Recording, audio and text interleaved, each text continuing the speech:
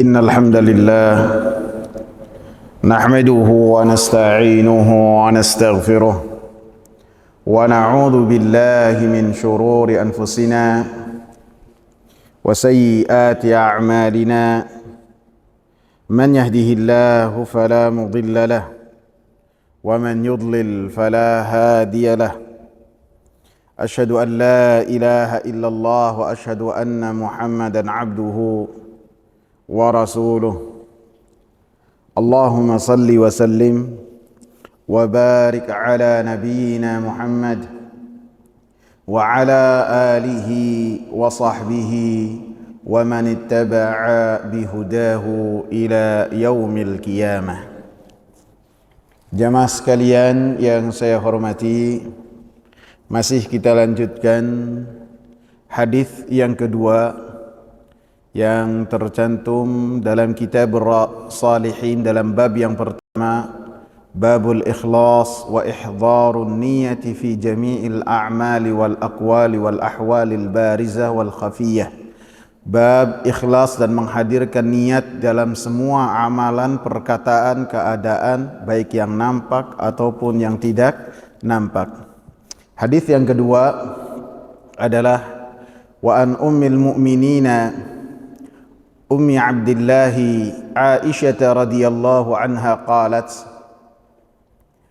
dari Ummul Mukminin Ummu Abdullah Aisyah radhiyallahu anha, semoga Allah Subhanahu wa taala meridainya, qalat, beliau berkata, qala Rasulullah sallallahu alaihi wasallam, Rasulullah sallallahu alaihi wasallam berkata, yaghzu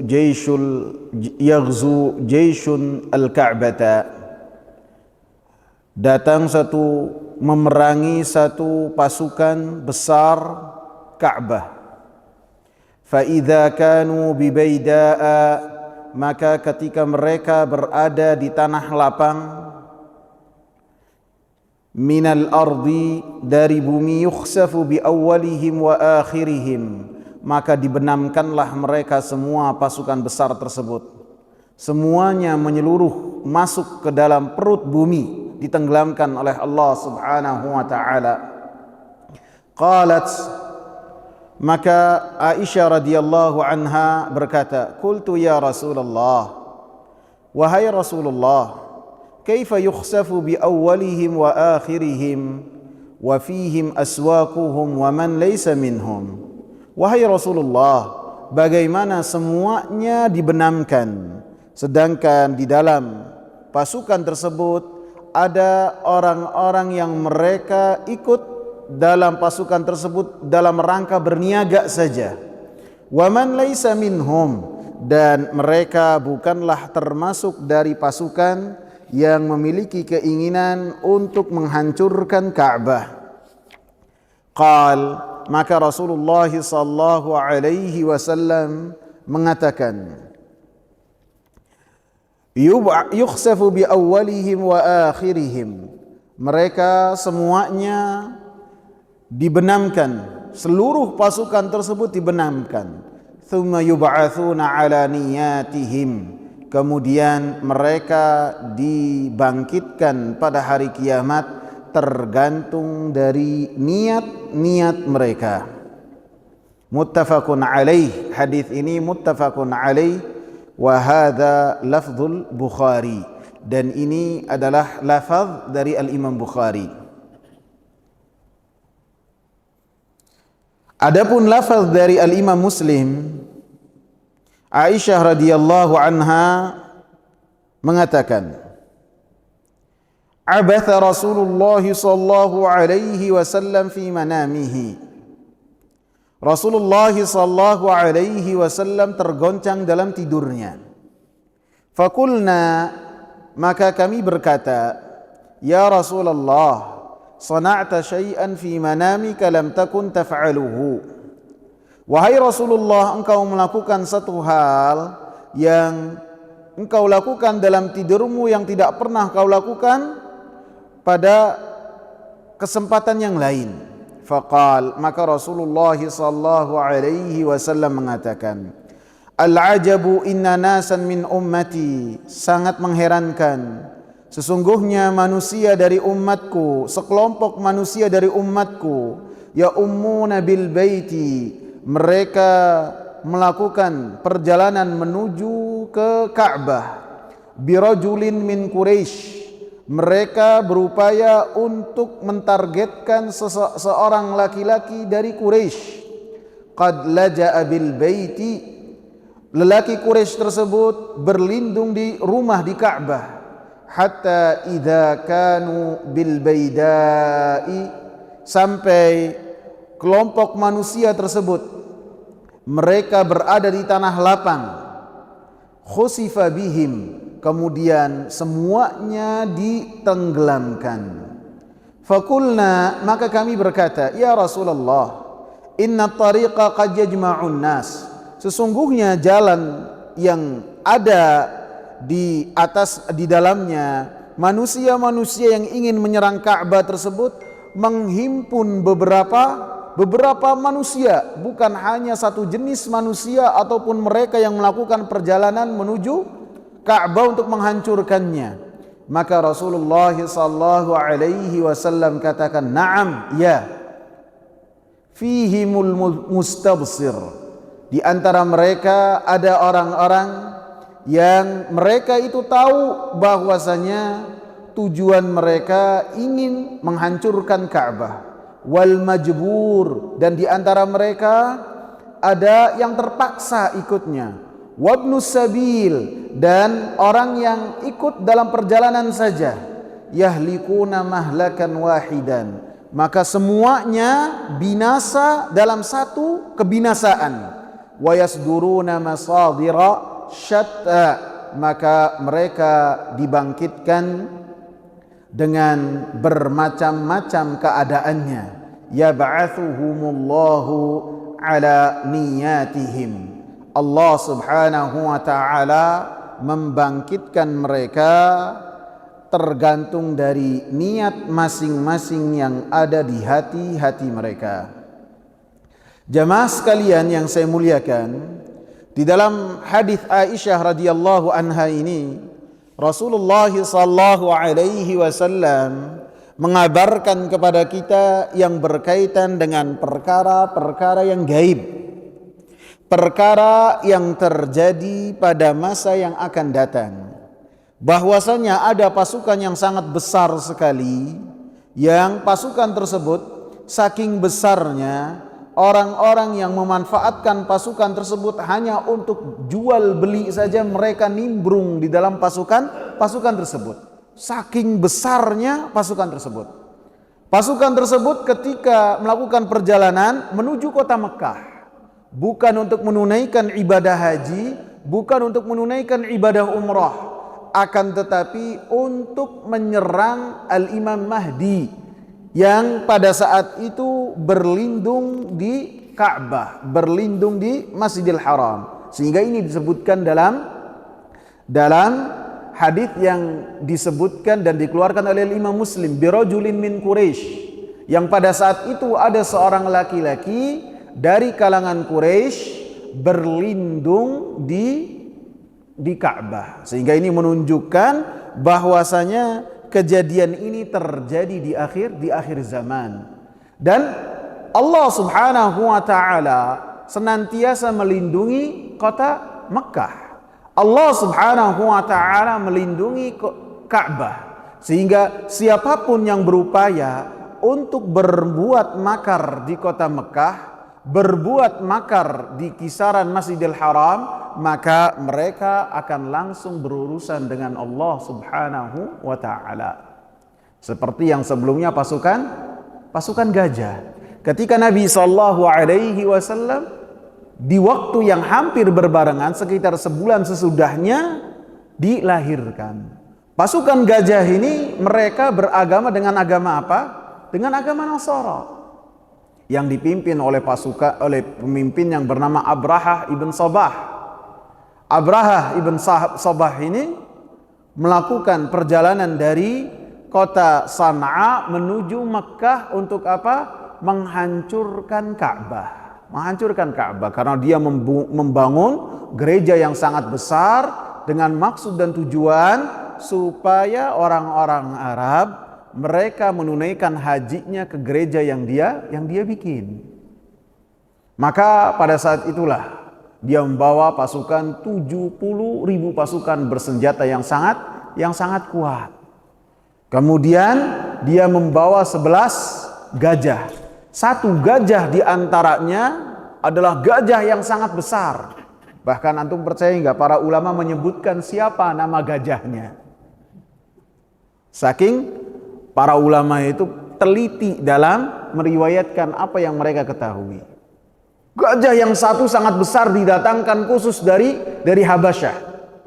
Dan gajah ini dibawa untuk menghancurkan Ka'bah. Karena dengan membawa rantai-rantai yang besar, rencananya gajah-gajah inilah yang menarik Ka'bah sehingga hancur luluh lantak. Akan tetapi ketika sampai mendekati Ka'bah, sebelum masuk ke area tanah haram, maka langsung berurusan dengan Allah Subhanahu wa taala. Allah Subhanahu wa taala kirim kepada mereka burung yang berbondong-bondong. Dan begitu juga nanti di akhir zaman. Hadis ini berkaitan dengan apa yang terjadi di akhir zaman ketika pasukan besar akan menyerang Mahdi untuk menodai kesucian tanah suci di kota Mekah. Maka sebelum mereka sampai di kota Mekah, Allah Subhanahu wa taala tenggelamkan mereka masuk ke perut bumi. Disebutkan bahwasanya mereka itu ketika dalam riwayat-riwayat yang lain disebutkan begitu sampai Dzul Hulaifah itu di mana? Di Madinah, kisaran Madinah. Masih 400 kilo sebelum kota Mekah. Allah Subhanahu wa taala tenggelamkan pasukan tersebut. Maka Aisyah radhiyallahu anha ketika mendengar hal tersebut langsung bertanya kepada Rasulullah. Dan pertanyaan Aisyah radhiyallahu anha bukan pertanyaan orang yang ngeyel, bukan pertanyaan orang yang membantah ataupun orang yang meragukan apa yang dikatakan oleh Rasulullah. Karena beliau memulainya dengan seruan, ya Rasulullah, wahai Rasulullah. Artinya ya Rasulullah, seruan beliau dengan menyeru ya Rasulullah, artinya ya Rasulullah, apa yang kau kabarkan tadi itu wahyu dari Allah Subhanahu wa taala, dan saya sedikit pun tidak mengingkari apa yang kau kabarkan. Akan tetapi pertanyaan saya ya Rasulullah, bukankah di pasukan tersebut banyak orang yang mereka ketika ikut dalam pasukan tersebut tidak ingin menyerang Ka'bah, tidak ingin membinasakan Ka'bah? Maka kata Rasulullah sallallahu alaihi wasallam, ketika mereka ditenggelamkan oleh Allah Subhanahu wa taala secara menyeluruh, maka pada hari dibangkitkan manusia, yub'atsuna ala niyatihim. Allah Subhanahu wa taala bangkitkan mereka sesuai dengan niat-niat mereka. Apa sih niat mereka? Maka bisa jadi niat mereka tersembunyi dan terselubung bagi manusia. Akan tetapi bagi Allah Subhanahu wa taala yang mengetahui apa yang ada di hati seseorang tidak tersembunyi, dan Allah Subhanahu wa taala mengetahuinya. Sehingga dikatakan dalam riwayat Al-Imam Muslim, fihimul mustabsir, di antara mereka ada yang mengetahui tujuan dari maksud rombongan besar ini, dan di antara mereka al-majbur, di antara mereka adalah orang-orang yang terpaksa, dipaksa baik oleh keadaan ataupun oleh orang yang menguasai mereka, wabnus sabil, dan orang-orang yang mereka melakukan perjalanan ikut dalam pasukan tersebut. Sehingga ketika mereka terkena apa yang Allah Subhanahu wa taala timpakan kepada mereka dalam rangka melindungi kehormatan kota Mekah, maka ketika dibangkitkan oleh Allah Subhanahu wa taala, Allah Subhanahu wa taala akan membangkitkan mereka sesuai dengan niat-niat yang ada di hati mereka. Sehingga dari potongan hadis ini yang menjadi pembahasan kita, yub'atsuna ala niyatihim, bahwasanya mereka semua dibangkitkan tergantung dari niat-niat mereka, menunjukkan supaya kita senantiasa menjaga niat kita, supaya kita memperhatikan niat kita ketika beribadah kepada Allah, hendaklah mengharap wajah Allah Subhanahu wa taala.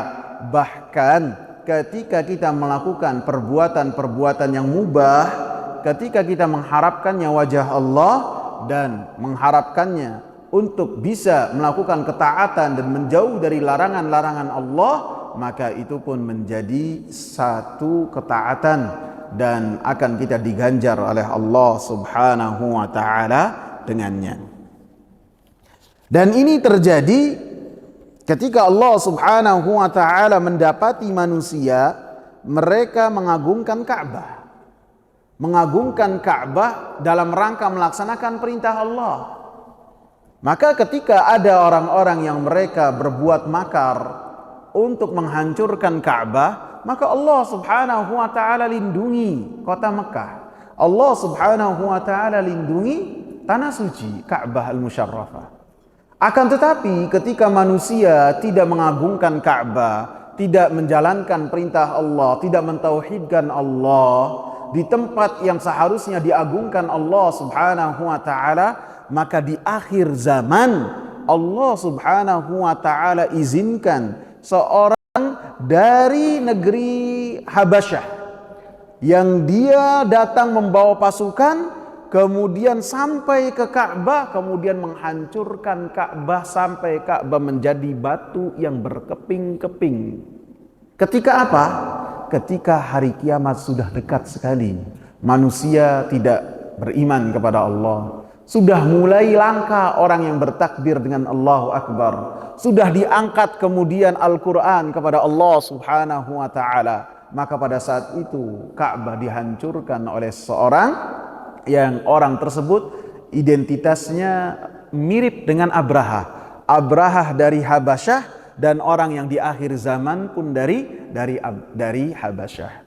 Akan tetapi dari hikmah ketika terjadi perang gajah ataupun pasukan gajah, termasuk hikmahnya orang-orang ahli kita bertanya-tanya, kok pasukan gajah ini lebih dekat dengan Allah?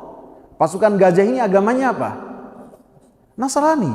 Nasara, agama yang dibawa oleh Nabi Isa alaihi salam. Walaupun sudah mulai ada kerusakan-kerusakan di dalamnya. Dan ketika pasukan ini menyerang kota Mekah, Ka'bah, maka pasukan ini langsung berhadapan dengan Allah Subhanahu wa taala dengan adanya pasukan burung yang berbondong-bondong membawa batu dari api neraka. Sehingga orang-orang mereka bertanya-tanya, ada apa nih di kota Mekah?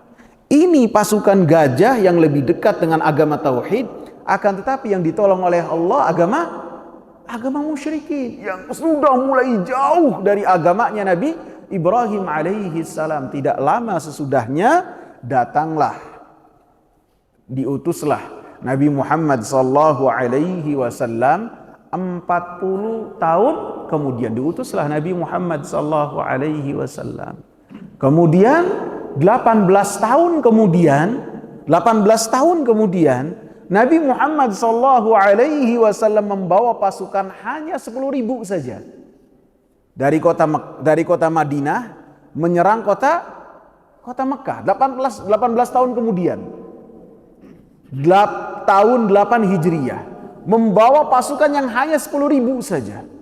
Nabi datang menyerang kota Mekah, maka orang-orang Arab itu menonton, menyaksikan. Apa nih? Sampai Nabi mendekat, maka orang Arab menunggu apakah terjadi sama dengan apa yang menimpa Abraha atau tidak. Sampai Nabi sallallahu alaihi wasallam menaklukkan kota Mekah, sampai Nabi sallallahu alaihi wasallam menghancurkan berhala-berhala yang ada di kota Mekah, sampai Nabi sallallahu alaihi wasallam bersama Talhah masuk sholat di dalam Ka'bah. Kemudian keluar Nabi sallallahu alaihi wasallam, kemudian berdiam diri di kota Mekah sekitar 18 hari dalam keadaan sehat walafiat. keadaan ini dibandingkan oleh orang-orang musyrikin Arab. Apabila Abraha belum sampai saja binasa, ini Muhammad ibn Abdullah bisa dia itu masuk sampai kota Mekah dalam keadaan selamat, bahkan berdiam diri selama 18 hari, kemudian menyerang Hunain, balik lagi ke kota Mekah menunaikan ibadah umrah, kemudian pulang ke kota Madinah dalam keadaan selamat, sehat walafiat. Sehingga setelah itu orang-orang Arab tahun 9 Hijriah mereka berbondong-bondong ke kota Madinah untuk menyatakan keislaman mereka, dibandingkan oleh mereka. Karena mereka pelaku sejarah. Kalau tidak mendengar langsung pasukan gajah, mereka mendengar dari bapak-bapak mereka bahwasanya ada pasukan gajah seperti ini, dan mereka bandingkan dengan apa yang dilakukan oleh Nabi sallallahu alaihi wasallam, sehingga mereka yakin Nabi sallallahu alaihi wasallam ini diutus oleh Allah, ditolong oleh Allah. Sehingga antum perhatikan dalam surat An-Nasr ayat 1 dan 2, idza jaa nasrullahi wal fath, apabila telah datang pertolongan dari Allah, wal fath. Wal fathu itu apa? Termasuk maknanya adalah kemenangan dan pembebasan kota Mekah. Ayat yang kedua apa? Wa ra'aitan nasa yadkhuluna fi dinillahi afwaja. Kamu akan mendapati wahai Nabi Muhammad, atau kamu mendapati wahai Nabi Muhammad, setelah engkau membebaskan kota Mekah, mendapati manusia, orang-orang Arab, mereka masuk ke dalam agama engkau berbondong-bondong. Yang tadinya 1 orang, 2 orang, 3 orang, sekarang mainnya 1 kabilah, 2 kabilah, 3 kabilah dalam satu waktu. Sehingga kaitannya sangat erat. Akan tapi di akhir zaman, setelah manusia tidak ada lagi yang mengagungkan Allah, maka Ka'bah dihancurkan oleh seorang yang dia itu datang dari kota Habasyah. Di dalam hadis ini, jamaah sekalian yang saya muliakan, ada beberapa hal yang bisa kita bahas. Yang pertama adalah penjelasan dalam hadis ini yang berkaitan dengan kehormatan Ka'bah. Karena dalam hadis ini Allah Subhanahu wa taala membinasakan pasukan yang besar ketika pasukan tersebut belum sampai kota Mekah. Bahkan dalam riwayat lain, pasukan tersebut berada di dekat dari Dzul Khulaifah, di dekat kota Madinah, masih 400 kilo. Akan tapi karena tujuan mereka itu menghancurkan Ka'bah, maka Allah Subhanahu wa taala binasakan pasukan tersebut dengan ditenggelamkan masuk ke dalam perut bumi. Maka hal ini menunjukkan bahwasanya Ka'bah memiliki kedudukan di sisi Allah Subhanahu wa taala, dan ini tidaklah mengherankan. Karena apa? Karena Ka'bah memiliki keutamaan yang sangat banyak. Di antaranya, Ka'bah adalah rumah pertama yang diletakkan untuk manusia untuk beribadah kepada Allah Subhanahu wa taala di muka bumi. Allah Subhanahu wa taala katakan dalam surat Ali Imran ayat 96 dan 97, Inna awwala baitin wudi'a lin-nasi lalladzi bi Bakkah mubarakan wa hudan lil alamin. Sesungguhnya rumah yang pertama kali diletakkan untuk manusia dalam rangka beribadah kepada Allah Subhanahu wa taala adalah yang berada di kota Mekah, mubarakan, penuh berkah, wahudan, sebagai petunjuk untuk alam semesta raya. Fihi ayatum bayinat, di Ka'bah tersebut ada tanda-tanda kekuasaan Allah Subhanahu wa taala. Di antaranya adalah maqam Ibrahim. Maqam Ibrahim ini memiliki 2 makna. Makna yang pertama yang sudah saya sebutkan dalam majlis yang lalu, yaitu bekas telapak Nabi Ibrahim alaihi salam ketika beliau membangun Ka'bah.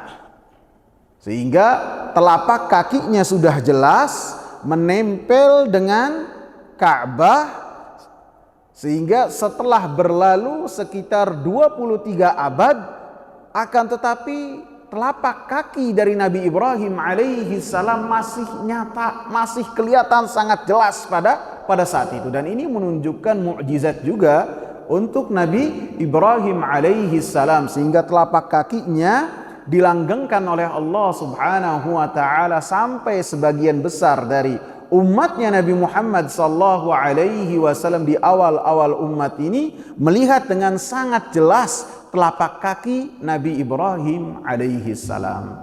Dulunya menempel, kemudian ketika orang-orang menunaikan ibadah haji makin banyak dan maqam Ibrahim tersebut mengganggu orang-orang yang menunaikan ibadah tawaf, maka oleh Umar bin Khattab radhiyallahu anhu digeser di tempat yang sekarang.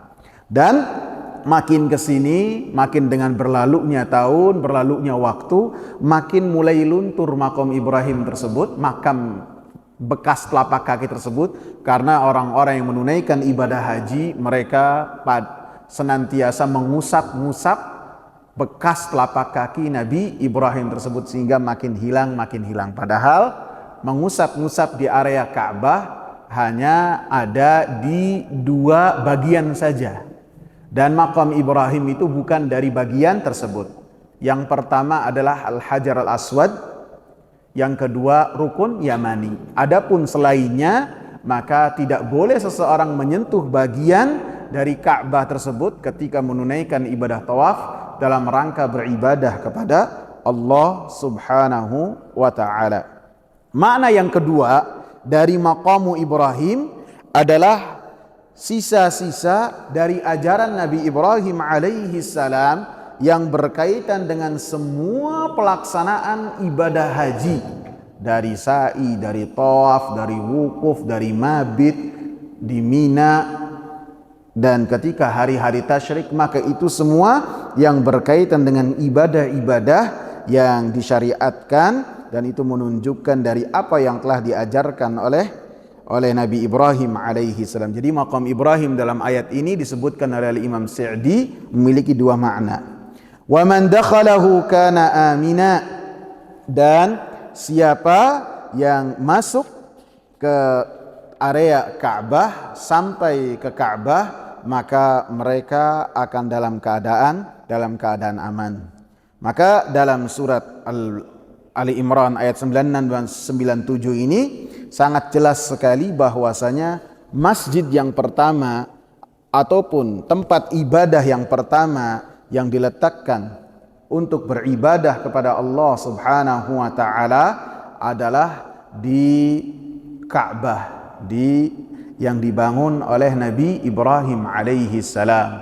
Walaupun sebagian ulama mereka berbeda pendapat siapakah yang pertama kali membangun Ka'bah.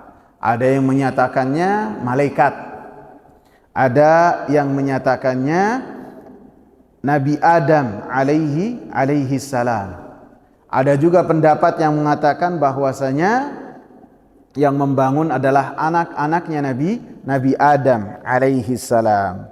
Dan pendapat yang kuat adalah bahwasanya yang membangun pertama kali adalah Nabi Ibrahim alaihi salam, karena Allah Subhanahu wa taala lah yang memerintahkan Nabi Ibrahim alaihi salam untuk membangun Ka'bah. Sehingga Al-Imam Ibn Katsir rahimahullah beliau mengatakan, walam yaji fi khabarin sahih an ma'sum annal baita mabniyan qabla al-Khalil alaihi salam, dan tidaklah tercantum dalam kabar yang sahih dari Nabi sallallahu alaihi wasallam bahwasanya Ka'bah itu sudah ada sebelum Nabi Ibrahim alaihi salam membangunnya. Artinya sebagian ulama menyatakan bahwasanya tiang-tiangnya itu sudah ada ketika Nabi Ibrahim membangunnya. Maka kata Al-Imam Ibn Katsir rahimahullah, tidak ada keterangan yang sahih.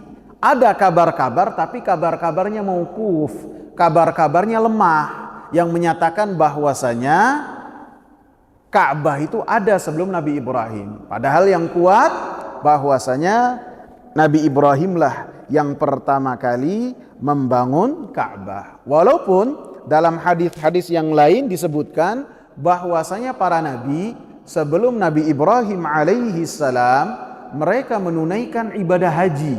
Mereka datang ke Makkah untuk melaksanakan perintah Allah Subhanahu wa taala. Disebutkan dalam hadis yang diriwayatkan oleh Imam Abu Ya'la dalam musnadnya dengan sanadnya dari Abdullah bin Abbas. Abdullah bin Abbas menceritakan hajja Rasulullah sallallahu alaihi wasallam. Rasulullah sallallahu alaihi wasallam menunaikan ibadah haji. Falamma ata wadi Usfan, maka ketika Rasulullah sampai ke lembah Usfan, beliau berkata kepada Abu Bakar, "Wahai Abu Bakar, lembah apa ini?" Maka Abu Bakar mengatakan, "Ini adalah lembah Usfan." Maka kata Rasulullah sallallahu alaihi wasallam mengatakan, "Laqad marra bihadza Nuhun wa Hudun wa Ibrahimu ala bakaratin lahum humrin." Rasulullah sallallahu alaihi wasallam mengatakan bahwasanya telah melewati tempat ini, lembah Usfan ini, Nabi Nuh, Nabi Hud, Nabi Ibrahim di onta-onta mereka. Kemudian Rasulullah mengatakan yahujjunal baital atiq, bahwasanya mereka semua yang ketiganya ini ketika ke Wadi Usfan dalam rangka menunaikan ibadah haji di Ka'bah. Di dalam riwayat yang lain dari Al-Imam, dikeluarkan oleh Imam Ahmad ibn Hanbal dari Abdullah ibn Abbas juga, beliau menceritakan hal yang sama, bahwasanya Rasulullah sallallahu alaihi wasallam melewati lembah Usfan ketika menunaikan ibadah haji. Kemudian Rasulullah berkata kepada Abu Bakar dengan perkataan yang sama, dan kemudian Rasulullah mengatakan laqad marra bihi Hudun wa Salihun ala bakaratin lahum humrin, bahwasanya Nabi Hud dan Nabi Saleh telah melewati tempat ini. Yulabbun, mereka semua bertalbiyah dengan talbiyah tauhid, yahujjunal baital atiq, dan mereka dalam rangka beribadah di Ka'bah al-Musarrafah. Maka disebutkan oleh para ulama bahwasanya ketika mereka datang ke tempat tersebut, mereka datang ke tempatnya walaupun pada saat itu belum ada bangunan sama sekali. Karena dalam riwayat yang sahih, ketika Sarah ditinggalkan di lembah yang tidak ada kehidupan sama sekali, yang kemudian setelahnya dibangun di tempat tersebut Ka'bah al-Musharrafah, Sarah pada saat itu tidak mendapati bangunan sama sekali. Tidak diriwayatkan ada pondasi-pondasi. Akan tetapi ketika dia diletakkan di tempat tersebut, kemudian dia ditinggalkan dengan bekal yang secukupnya, kemudian Nabi Ibrahim meninggalkannya, maka dia mendatangi Nabi Ibrahim, memanggil-manggil Nabi Ibrahim. Kemudian setelah Nabi Ibrahim tidak menengok sama sekali, maka Sarah mengatakan, Allahu amaraka bihadza, wahai Ibrahim, apakah Allah yang memerintahkanmu untuk meninggalkan saya di sini? Maka Nabi Ibrahim mengatakan, na'am, iya, tanpa menoleh.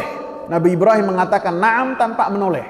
Kemudian Sarah pun mengatakan, idzan la yudayyi'una Allah, apabila itu perintah Allah, maka Allah tidak akan menyia-nyiakan kami, pasti ada keselamatan, pasti di dalamnya ada kehidupan apabila Allah Subhanahu wa taala memerintahkan kami untuk meninggalkan dan tinggal di tempat tersebut. Jadi pada saat itu tidak ada bangunan sama sekali dalam kisah yang disebutkan yang berkaitan dengan Sarah dan bayi yang bernama Ismail alaihi salam.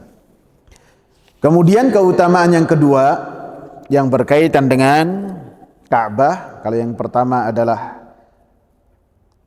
rumah yang pertama dibangun untuk beribadah kepada Allah Subhanahu wa taala. Yang kedua, tempat yang manusia senantiasa kembali ke tempat tersebut. Allah Subhanahu wa taala menyebutkan dalam surat Al-Baqarah ayat 125, wa idz ja'alnal baita mathabatan lin-nasi wa amna. Dan ingatlah ketika kami jadikan rumah yaitu Ka'bah sebagai tempat berkumpulnya manusia. Manusia dari mana-mana mereka datang ke Ka'bah untuk menunaikan apa yang telah diperintahkan oleh Allah Subhanahu wa taala, untuk melaksanakan ibadah yang ibadah tersebut sebagiannya tidak bisa dilaksanakan di tempat yang lain. Contohnya apa? Tawaf. Tawaf ada nggak di tempat lain? Tidak ada. Sa'i hanya ada di area Ka'bah. Apalagi mabit, berminat di Muzdalifah, di Mina, hanya ada di tempat tersebut, tidak ada di selain tempat tersebut. Wa idz ja'alnal baita, kata Allah, kami jadikan Ka'bah itu sebagai tempat berkumpulnya manusia, dan manusia senantiasa bolak-balik ke tempat tersebut. Karena mathabah itu dari thaba yathubu, yang artinya manusia senantiasa bolak-balik datang ke Ka'bah, datang ke Makkah untuk melaksanakan ibadah umrah. 9 hari, 11 hari, balik lagi ke kampung halamannya. 1 bulan, 2 bulan, kangen lagi, datang lagi. Makin sering datang dia menunaikan ibadah umrah, ibadah haji, makin hatinya nempel dan kangen, rindu yang luar biasa dengan rumah yang telah Allah Subhanahu wa taala jadikan sebagai mathabatan linnas. Dan doa Nabi Ibrahim tahwi, bahwasanya hati-hati manusia condong kepada tempat ini. Mau berapa kali datang ke situ, maka hati orang-orang yang beriman senantiasa ingin kembali ke tempat tersebut. Dan ini termasuk keistimewaan yang tidak dimiliki oleh tempat-tempat yang lain. Wa amna, dan tempat tersebut aman. Seperti yang tercantum dalam ayat-ayat sebelumnya, wa man dakhalahu kana amina. Siapa yang masuk ke kota Mekah, maka pasti dia dalam keadaan aman.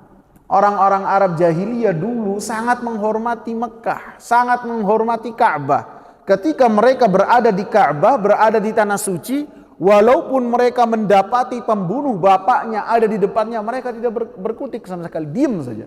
Tidak ada amarah sama sekali. Mereka selesaikan ibadah mereka, kemudian mereka pulang. Tidak mengumbar amarah, dan semua yang di dalamnya dalam keadaan aman. Keutamaan yang ketiga, Allah Subhanahu wa taala jadikan kota Mekah sebagai, ataupun Ka'bah sebagai pusat kegiatan ibadah. Allah Subhanahu wa taala katakan dalam surat Al-Maidah ayat ke-97, Ja'alallahu al-Ka'batal Baital Harama qiyaman lin-nas. Allah Subhanahu wa taala jadikan Ka'bah rumah yang diagungkan sebagai tempat ibadahnya manusia dalam rangka mereka mendekatkan diri kepada Allah Subhanahu wa taala, sehingga ketika mereka datang ke rumah tersebut sebagai tamu-tamu Allah Subhanahu wa taala, walaupun dana besar mereka keluarkan, maka mereka tidak mempedulikan hal tersebut dalam rangka mereka melaksanakan perintah Allah Subhanahu wa taala, dalam rangka menunaikan ibadah yang ibadah tersebut tidaklah bisa dilakukan kecuali di tempat tersebut, di kota Mekah, di Ka'bah Al-Musyarrafah. Baik itu umrah, baik itu haji, tidak ada di tempat lainnya yang bisa menunaikan ibadah seperti di kota Makkah, khusus di area Ka'bah, sehingga dosa-dosa diampuni, doa-doa dikabulkan, apapun yang diminta oleh orang-orang yang menunaikan ibadah haji dan ibadah umrah, maka doa-doanya dikabul oleh Allah Subhanahu wa taala. Rasulullah katakan, al-hujjaj wal ummar, bahwasanya orang-orang yang menunaikan ibadah haji dan ibadah umrah, mereka tamu-tamu Allah Subhanahu wa taala. Ketika mereka berdoa, maka doa mereka dikabulkan oleh Allah Subhanahu wa taala. Kemudian yang keutamaan yang keempat, bahwasanya di Ka'bah itu Allah Subhanahu wa taala syariatkan untuk orang-orang melakukan hadi. Hadi itu adalah seperti korban, akan tetapi dilakukan di kota Mekah saja. Selain di kota Mekah, maka itu namanya sesembelihan selain hadi.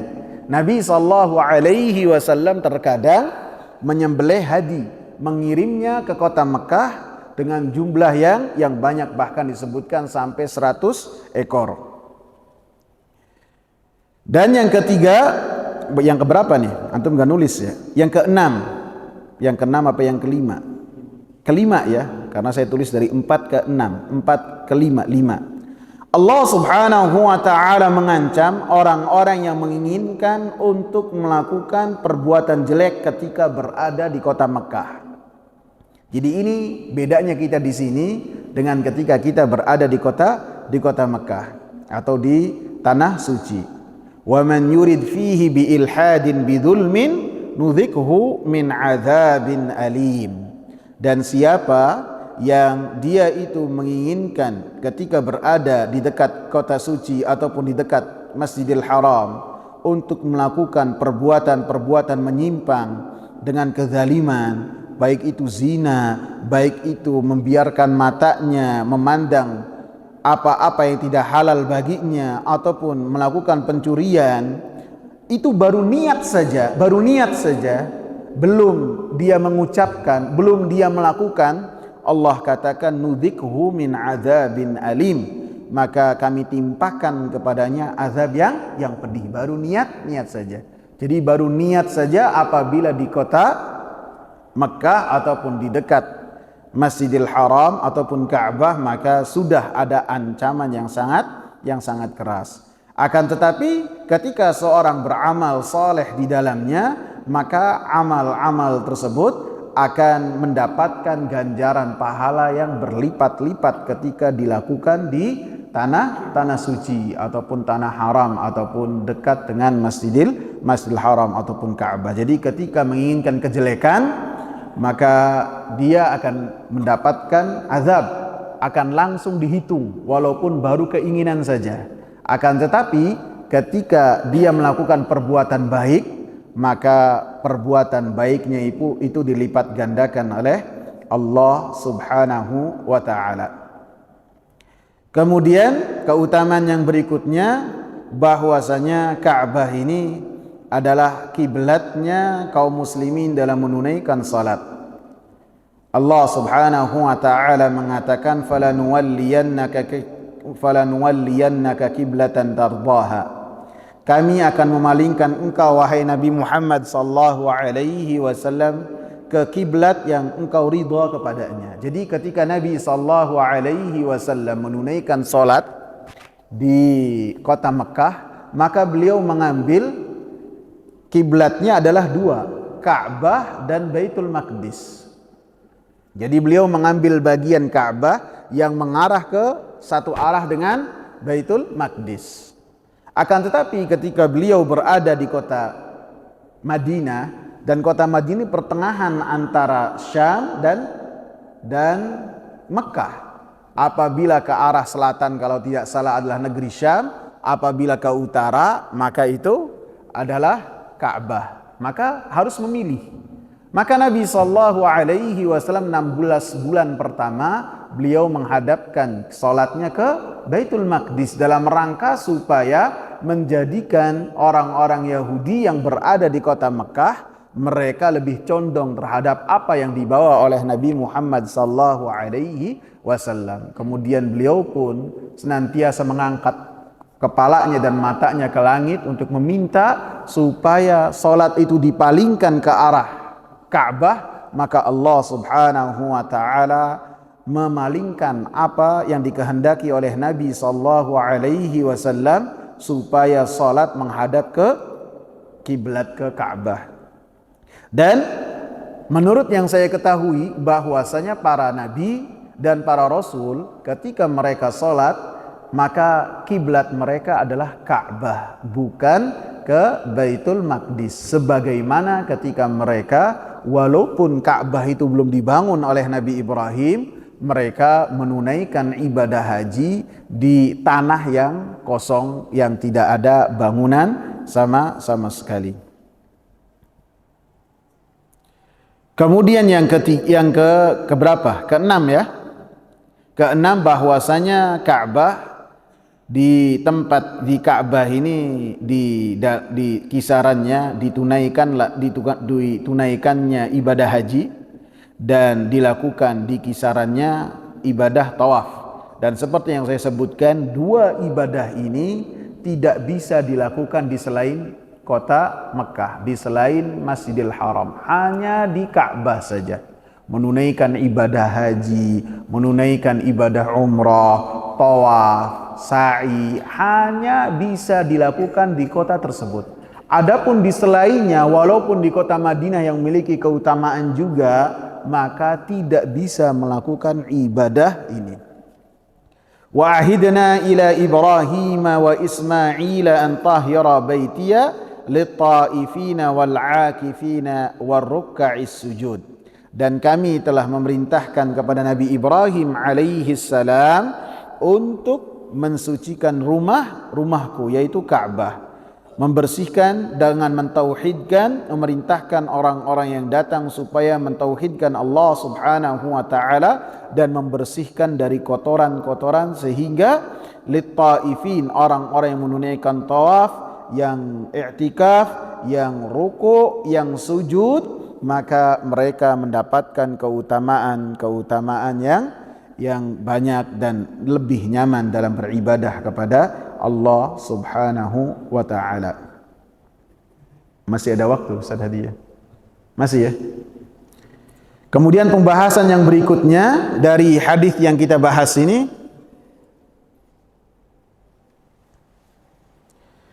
supaya kita ini tidak mendekati orang-orang yang zalim ketika mereka melakukan kezaliman mereka.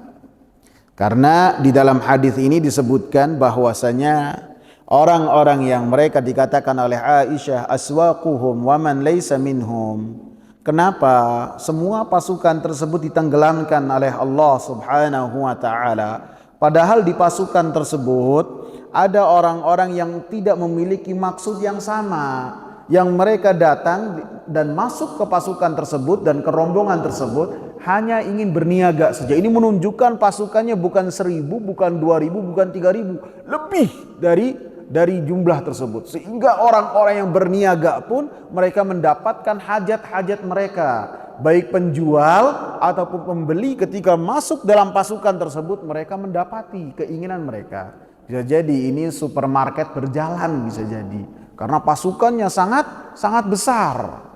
Maka ketika semuanya diazab dengan ditenggelamkan oleh Allah Subhanahu wa taala, maka dalam hadis ini ada peringatan untuk kita menjauh dari orang-orang yang mereka berbuat dengan perbuatan yang zalim, dengan perbuatan yang dosa, sehingga mengingatkan kita supaya kita tidak duduk dengan orang-orang yang mereka ingin melakukan kehancuran dan kerusakan di muka bumi, sehingga kita tidak mendapatkan azab dengan azab yang sama apabila Allah Subhanahu wa taala menimpakan azab kepada orang-orang yang mereka ingin melakukan kerusakan di muka bumi. Dalam surat Al-Anfal Allah Subhanahu wa taala katakan, wattaqu fitnatan la tusibanna alladhina zalamu minkum khassah. Takutlah kalian kepada satu fitnah, satu siksaan, satu azab, yang azab tersebut tidaklah hanya akan menimpa orang-orang yang berbuat dengan kezaliman saja, akan tetapi orang-orang yang bersama dengan mereka, maka mereka pun mendapatkan azab ketika Allah Subhanahu wa taala menimpakan azab kepada mereka. Wa'lamu annallaha syadidul iqab. Maka ketahuilah Allah Subhanahu wa taala sangat besar azabnya dan siksanya. Sehingga apabila ada orang-orang yang mereka melakukan perbuatan dosa, sudah menjadi keharusan bagi kita untuk kita mengingkari dosa tersebut semampu kita. Apabila kita memiliki kekuatan dengan lisan kita, maka kita mengingkari dengan lisan kita. Apabila kita mampu merubahnya dengan kekuatan kita, maka kita lakukan dengan kekuatan kita. Dan yang ketiga, yang paling lemah, dengan hati. Dengan hati ini bukan ketika kita mengingkari dengan hati, kemudian kita berdiam diri bersama dengan orang-orang yang melakukan perbuatan yang dimurkai oleh Allah, tidak. Kita mengingkari dengan hati, kemudian kita tinggalkan majelis tersebut, sehingga kita selamat dari apa yang telah mereka lakukan. Kita tidak mendapatkan murka dengan apa yang telah mereka lakukan dari perbuatan-perbuatan yang membuat Allah Subhanahu wa taala murka. Sehingga Allah Subhanahu wa taala dalam surat Hud ayat 113, Allah katakan, wala tarkanu ilal ladzina zalamu fatamassakumun nar. Janganlah kalian condong kepada orang-orang yang berbuat zalim, sehingga api neraka akan menimpa kalian. Artinya ketika kita dapati orang-orang berbuat kezaliman, baik kezaliman terhadap diri mereka dengan berbuat dosa, lebih-lebih kezaliman terhadap diri mereka dengan kezaliman yang sangat nyata dengan perbuatan kesyirikan, baik syirik kecil ataupun syirik besar, jangan kita jadikan mereka sebagai satu tontonan. Jangan kita upload, jangan kita datang ke tempat tersebut, kita nonton, kita saksikan. Jangan. Akan tapi kita menjauh dari apa yang mereka lakukan. Jangan sampai ketika mereka melakukan perbuatan kesyirikan, Allah Subhanahu wa taala menimpakan azab, kita mendapatkan bagian dari azab yang Allah Subhanahu wa taala timpakan kepada mereka. Siapa yang menjamin kita selamat dan kita tidak ridha dari apa yang mereka lakukan? Pertama-tama kaget, perbuatannya luar biasa, syirik banget, tapi akhirnya nonton asik, unik ya kesyirikan. Setelah itu apa? Kangen untuk melihat kesyirikan lagi. Setelahnya apa? Kesyirikan dia anggap menjadi sesuatu yang lumrah, dan sedikit demi sedikit akan dia melakukan dengan bisa jadi yang kecil dulu, kemudian dia setelahnya melakukan yang besar. Nas'alullah al-afiyah. Sehingga Allah Subhanahu wa taala ingatkan, jangan sampai kalian untuk condong terhadap orang-orang yang berbuat kezaliman, baik kepada diri mereka dengan melakukan perbuatan zalim, yang berbuat dosa lebih-lebih dengan kezaliman yang sangat besar, kepada diri mereka dengan berbuat syirik kepada Allah Subhanahu wa taala, ataupun kezaliman yang berkaitan dengan orang lain. Maka kita jangan condong kepada mereka. Sehingga dikatakan oleh Imam Asy-Syaukani rahimahullah dalam Fathul Qadir, beliau mengatakan dalam ayat ini ada isyarat dan pelajaran bahwasanya pelaku kezaliman mereka adalah penghuni api neraka. Maka penghuni api neraka mereka bagaikan neraka, bagaikan api. Apabila menemani neraka, menemani api, menemani penghuni neraka, maka akan menggiring kita untuk kita tersentuh dengan api neraka. Sehingga jangan sampai kita condong kepada orang-orang zalim, baik kepada diri mereka ataupun kepada orang lain. Termasuk condong dengan kita duduk-duduk, termasuk condong dengan kita beramah tamah dengan mereka, termasuk condong dengan ketika kita meminta bantuan kepada mereka, sehingga mau tidak mau seakan-akan kita membenarkan apa yang mereka lakukan. Sehingga berkata Imam Sa'di rahimahullah, Syekh Abdurrahman bin Nasir As-Sa'di, ketika beliau membahas ayat ini, saya selesaikan terlebih dahulu. Wala tarkanu ilal ladzina zalamu, janganlah kalian condong kepada orang-orang yang zalim. Fa innakum idza miltum ilaihim, sesungguhnya kalian apabila condong kepada mereka, wa wafaqtumuhum ala zulmihim, dan kalian sepakat dengan kezaliman yang mereka lakukan, aw raditum ma hum alaihi minadh zulmi, ataupun kalian ridha terhadap apa yang mereka lakukan dari kezaliman, tamassakumun naru, niscaya api neraka akan mengazab kalian. In fa'altum dzalika wa ma lakum min dunillahi min awliya, apabila kalian memaksakan diri untuk condong kepada orang-orang yang melakukan kezaliman, maka kalian tidak akan memiliki selain Allah subhanahu wa ta'ala pelindung-pelindung yang menyelamatkan kalian dari azab-azab Allah subhanahu wa ta'ala. Sehingga beliau juga mengatakan at-tahdhiru minar rukuni ila kulli zalim.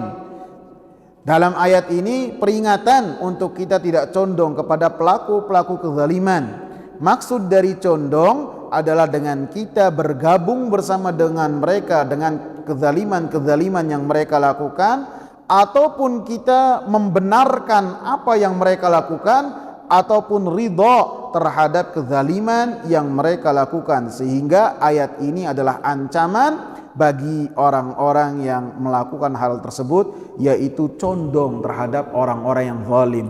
Apabila orang-orang yang condong ke dalam perbuatan zalim saja ancamannya demikian, bagaimana pelaku-pelaku kezalimannya? Paham gak?